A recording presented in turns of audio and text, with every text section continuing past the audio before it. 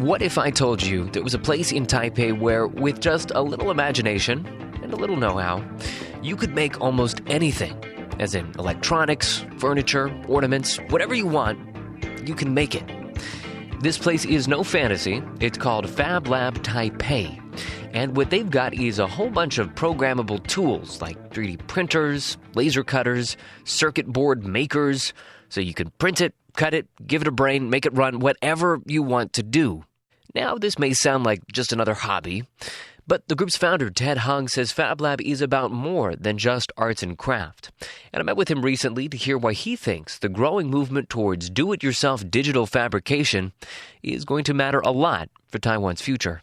Ted Hung, thanks for being here. Hello. Hi, everyone. So there a lot of new stuff here, I think, for our listeners. A lot of them probably aren't familiar with some of these machines that we're talking about. So let's just start with the basics. I think the key word here is digital fabrication. Can you tell us a little bit about what that is? So Fablab has a set of digital fabrication tool. When I say digital fabrication, it includes a vinyl cutter and part of the laser cutter and CNCs, which stand for computer numeric control. And so if we could draw something, or like in computers, we could by utilizing these machines, we could actually make something make some real things happen. So the key here is that you don't need to be an expert woodcutter. You can tell the computer what you want, and it'll do it for you. Yes. And so this is something that's becoming popular in a lot of different countries. I can tell you, even my dad, actually, he lives in the Bay Area in California, and he goes to a Fab Lab quite often to make some stuff. So, it's popular all over the world. But you're kind of saying that it's not taking off quite as quickly as you would like to see in Taiwan. Yeah, it's in the beginning, Taiwan is kind of like behind because in many countries they already this is already happening for a while.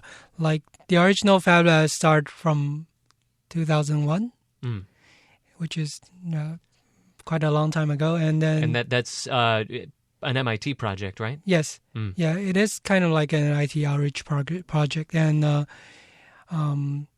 it's the real booming is happening within these 3-4 years. So now each year has many new Fab Labs being created, and in Taiwan's case, like there's nothing before 2013. And when I came back from U.S., and I feel like, how come there's no Fab Labs in Taiwan? So, and I really like the idea that we kind of like helping people and also democratize the digital fabrication ability. So I just started a Fab Lab right away. And why do you think that this is an important thing for Taiwan to get in on? What is it missing out of? Well, I think currently Taiwan is in a situation that the economy is not really good, and also even in the near future there's a lot of uncertainty. So and also people talking about like software and robotic will replace our many jobs. So in the near future, it probably have a lot of people wouldn't able to find a job if they are not doing any creative job. So by teaching people how to utilize these machines and equipment, and also have the knowledge about how to use these tools to help them to create, I think it's really important, like at this moment. So basically what you're talking about is creative skills, learning the skills that you need so that you can create new technologies, imagine new technologies, or just, new objects, rather than just being a maker, just a manufacturer. Oh, well, one of the things I think it's really important is like in Taiwan's educational system, like we never really emphasize the importance of making things. And for instance, like when we're in the school, like at high schools, like your parents will definitely tell you to study harder than playing with some other thing like relate to making. They'll think that's just waste of time. So in Taiwan, especially Taiwan, we don't have a lot of DIY culture. Do-it-yourself culture, Yes, as other countries. So we tried, our main purpose is just to help people to bring back the kind of enthusiasm, like to enjoy making things. And so would you say that even if there's no huge economic impact to this, just getting that enthusiasm, getting that creativity out there, would you consider that success by itself? Like when people try to make something, it's not like, all right, somebody can tell you what to make. It's like they have to think deeply down to themselves, like who you are and what do you want to make. And what do you really want to do, like if there's something you cannot find in the world. So it's a process like self-discovered. So we're trying to helping people to think who they are and what they want to make. That's the whole purpose. In our society, a lot of time, like people never think about who they are or what they're different than other people, or they're afraid to be different than other people.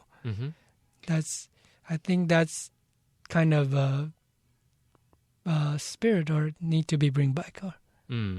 So if Taiwan isn't quite where these other countries are in terms of pursuing digital fabrication, could you talk about why do you think that is? Is there a cultural component there? Is there just maybe it hasn't been introduced here in the same way it has in other places? What are your thoughts on that?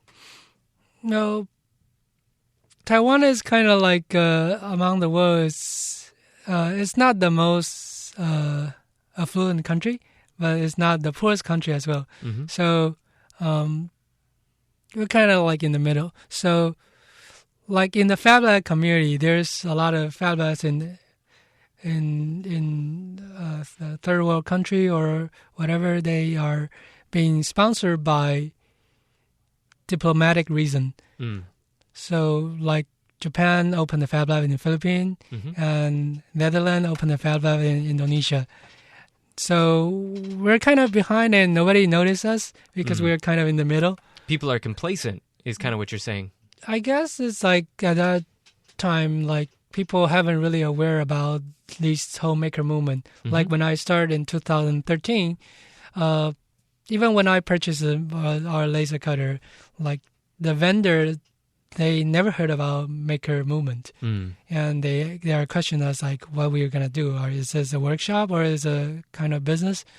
And it's at that time, it's just very hard to explain what it is. But nowadays, more people heard about that.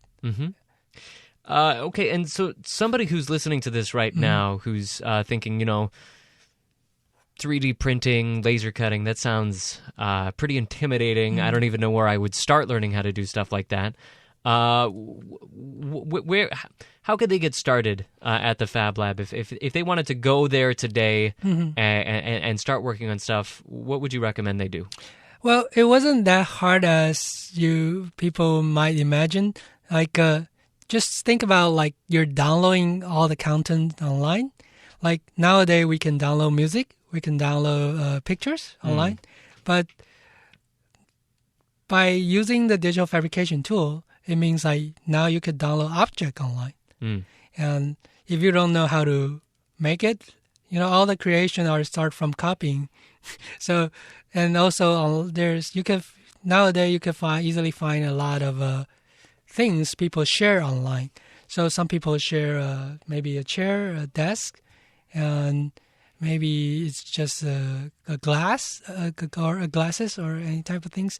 Like by using the digital fabrication tool, it could help you to actually make them.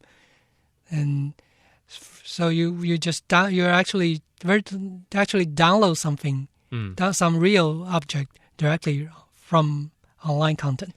And so the Fablab is a nonprofit. You don't charge to use your equipment, and you do provide some lessons for people who want to get started. Right. We There's only one rule: like people have to bring their own material. Yeah, we have equipment and free for everybody to use, and we have some class, and also it's a very open public club. Like everybody can come and enjoy it. So the Fab Lab in Taipei, you founded it in 2013, so it's been around for a while. Could you tell us about any of the stuff that's come out of it, anything that you're particularly proud of or particularly excited to see being made there? There's one project that's really interesting, and it's more related to Taiwan's local culture. There's one Taiwan traditional palm puppet master. He came in and he tried to find a way to reduce the cost for making their traditional palm puppet stage. Originally, if they sent to a sculptor in China to manufacture it, it cost a lot, about 600,000 Taiwan dollar.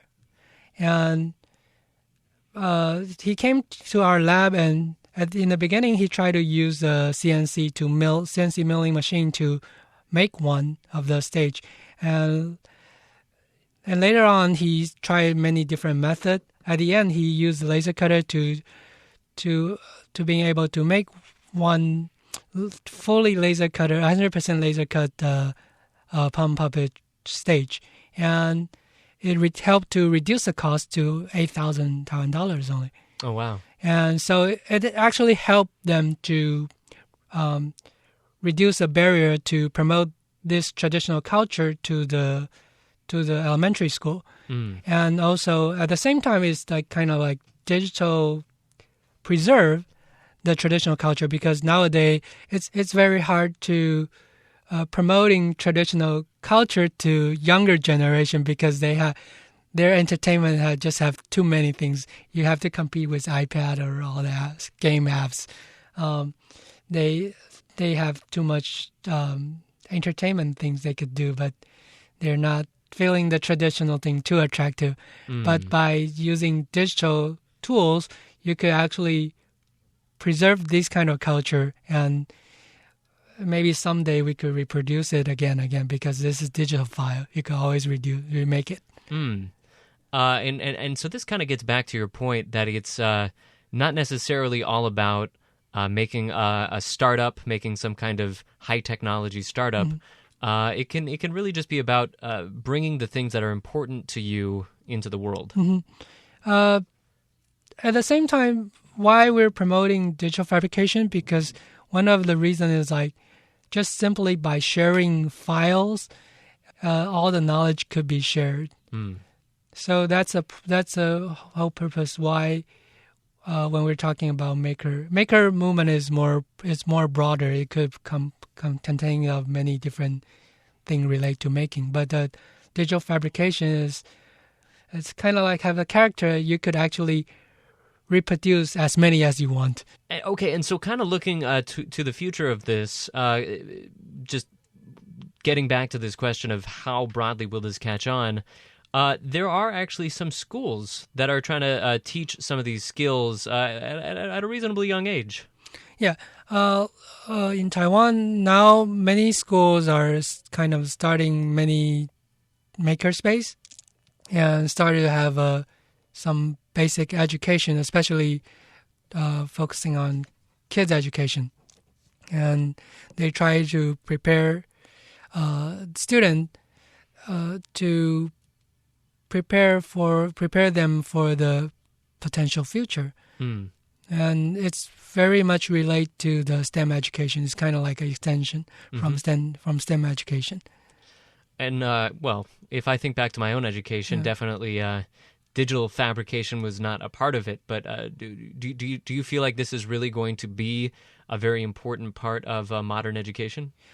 I think so, because nowadays our daily life being affected by the internet very much, and digital fabrication is just a connection between virtual world and the real world, because you could kind of like extend the influence of internet to your daily life.